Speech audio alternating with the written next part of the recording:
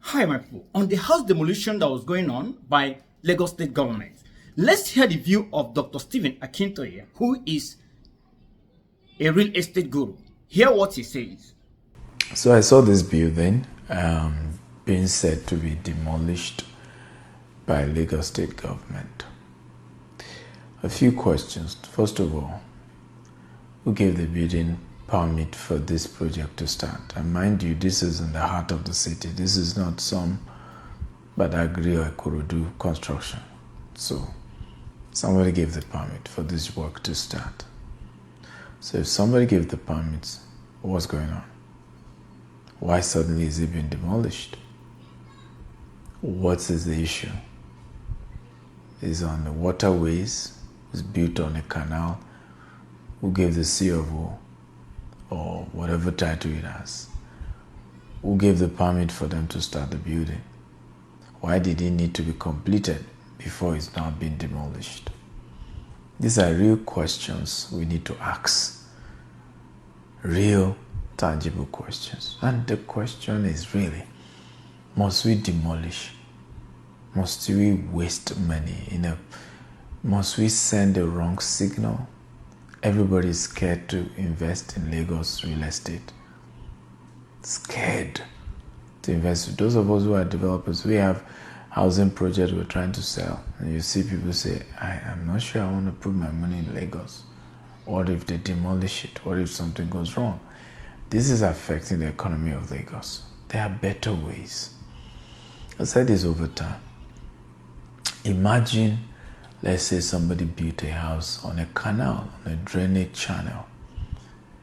How about sealing the house and say you're only going to seal the house until the developer pays the money that will cost you to rechannel that drainage? That way, investors' money are preserved. Okay? Investors' money are preserved. The government still raises another set of money and is able to rechannel the water. There are better ways we can get things done. The culture of destruction, waste, I consider this waste. Because wherever the money came from, it's either from the bank, private funds. In this case, it said that the entire unit has been sold. How can this developer ever raise money to pay the investors? It's not possible. The developer, IS, will go to jail. But how about investors' money? How will that come out? I said this a lot of time. Sometimes you see people claim that they did business with somebody, they want their money back, and they want to destroy the person's reputation. I laugh. Your money is gone. It's gone. You'll get it. You know aware how it works in court. Maybe you're not aware. Right? If you take somebody to a judge, it's owing you money. Something went wrong. Whatever you can even lie and say it's a fraud, it's a criminal. Give all those stories we normally give in Africa. The judge will say, can you pay back? How long will it take to pay back? I know somebody going through the same. So I need 2 years, I need 5 years, I need 10 years. Your money ain't gonna rush and come back. And even the person will still tell the judge, I need time to raise these funds. That's if you're able to pull all the allegations and prove that yes, fraud was committed. The money is still needed. Still needed. So, can government begin to do things in a way that we protect investors' money if truly we care about investors? If truly we want investors to come to our city, can we do things in a way that shows that we genuinely care? I've lost over ₦1 billion. I have one of my land, 14-acre plus, in Ibejuleki. Those doing the coastal road, that's where they're using as their office today. Nobody has refunded me. I have some field before they got there.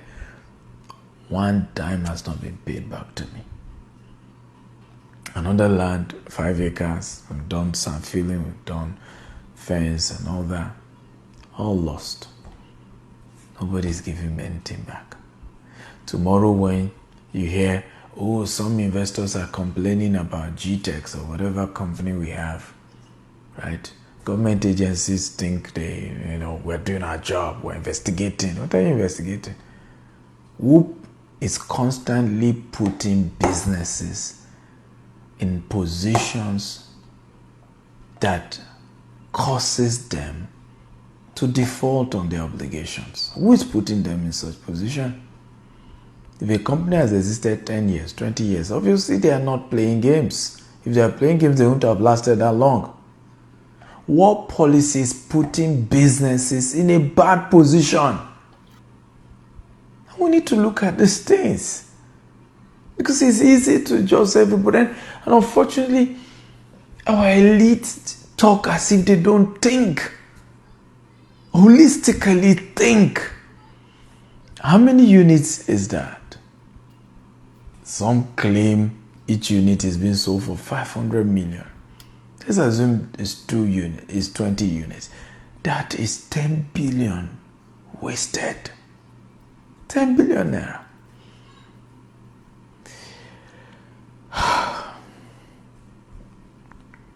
I feel sad for Nigeria. I really feel sad.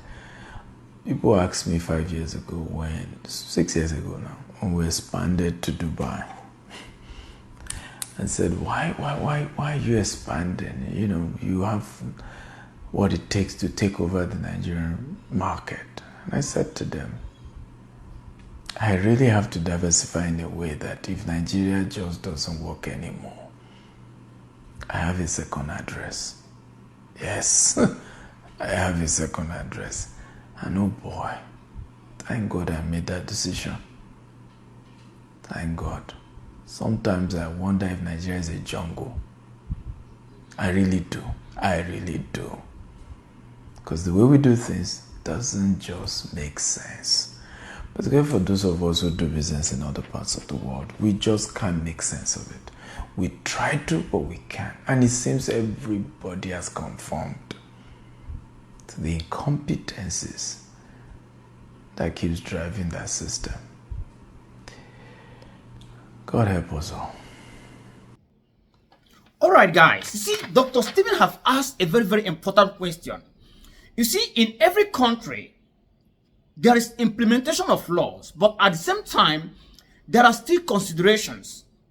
There are still considerations where we have to consider the effect, the cause and effect of whatever decision we're about to do. You see, he asked a very simple question. Who gave the permit for that house? This is not in somewhere in Imo State or somewhere in any village or somewhere in Ogun State. This is right there in a very developed town in Nigeria. So who gave those authorities? Who gave them the permit? Where are the authorities that are monitoring this building from the starting to the point of finishing? Are we constraining the general public, the people that are invested on this project? How can we do things like this? Like what you said, people are afraid of Lagos. People are afraid of investing in Lagos. And one thing I don't know is this thing happening to everyone, or is it only for foreigners that are investing in Lagos? This is a very big question now.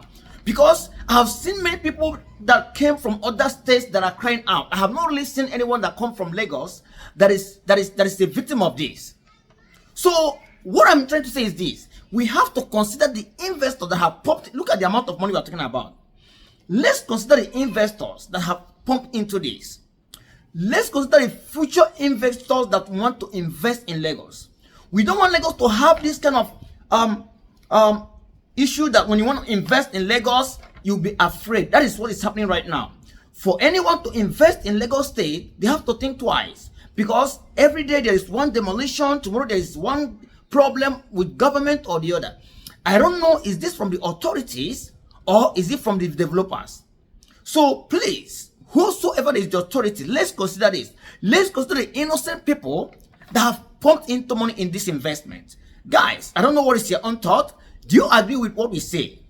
Is your own view contradicting to what we say? Please tell us at the comment section. Wait for our next video.